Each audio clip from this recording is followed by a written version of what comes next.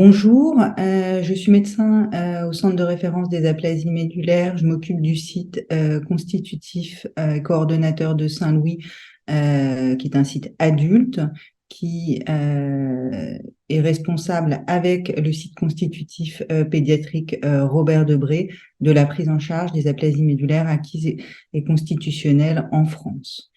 Nous avons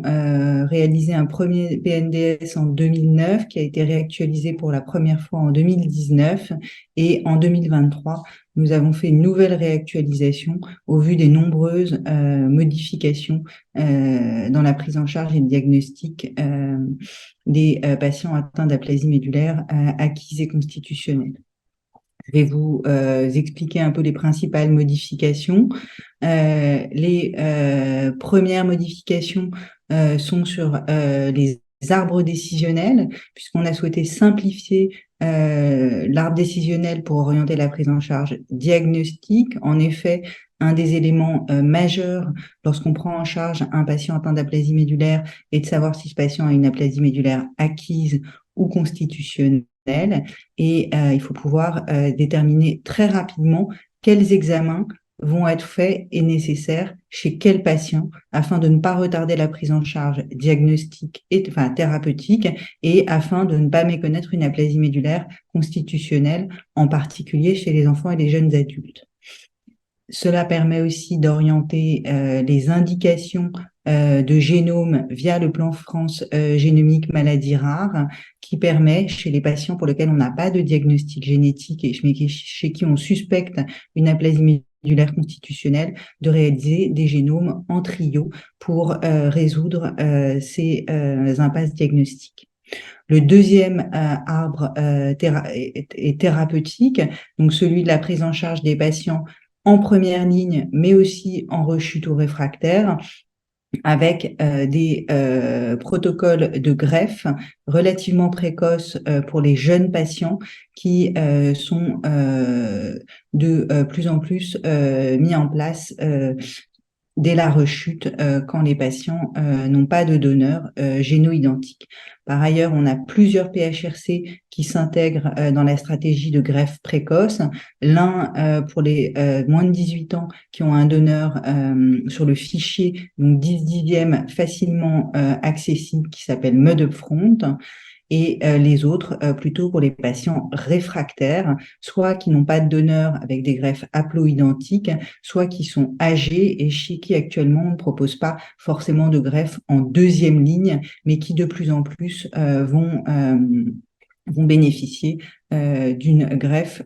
En tout cas, on va évaluer la faisabilité de la greffe chez ces patients. On a par ailleurs mis à jour les recommandations de première ligne en termes de traitement immunosuppresseur, suite à l'étude RACE qui a été publiée en 2022 dans le New England Journal of Medicine, qui montre que la trithérapie SAL cyclo Revolade est supérieure à la bithérapie de référence. On a également ajouté les anti-compléments qui ont une autorisation de mise sur le marché, le ravulizumab, les pegcetacoplan chez les patients atteints d'HPN. Et on a mis à jour un certain nombre de conditionnements d'allogreffe qui reflètent les recommandations internationales en termes de pratique. On a également beaucoup détaillé la prise en charge, le suivi des patients à la fois après traitement immunosuppresseur et après greffe. Et on le verra, on a ajouté de nouvelles annexes et détaillé les annexes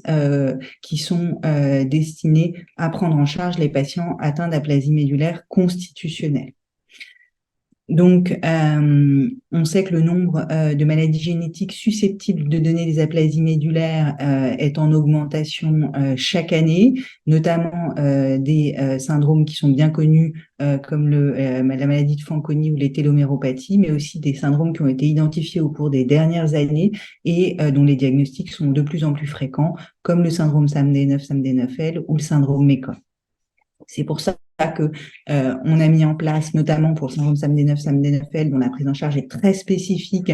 une nouvelle annexe pour détailler les manifestations cliniques, ce qui doit faire évoquer ce syndrome, et la prise en charge thérapeutique coordonnée avec le centre de référence. On a également créé une nouvelle annexe pour la chélation du fer, parce qu'on a beaucoup de questions, beaucoup en cours de RCP pour la prise en charge pratique. Et donc, ça nous a paru important de donner des recommandations sur cette chélation du fer qui est souvent, malheureusement, un peu mise de côté dans la prise en charge des patients. Enfin, ce nouveau PNDS va être diffusé de façon extrêmement large, à la fois via les centres de compétences dont le nombre a été nettement augmenté à l'occasion de la dernière labellisation maladie rare, mais également à travers les laboratoires de référence et les associations de patients pour mieux diffuser ce PNDS à la fois en version électronique et sous la forme de petits livrets qui ont été édités par la filière de santé pour qu'ils soient plus facilement diffusés. Vous pouvez retrouver toutes ces informations sur le site du centre de référence, aplasimédulaire.com, ou évidemment sur le site de l'HAS. Il faut savoir que sur le site du centre de référence, vous avez en plus des livrets destinés aux patients et des plaquettes destinées aux médecins pour chaque maladie qui permettent de faciliter la transmission de l'information et les mises à jour des recommandations entre chaque actualisation du PNDS.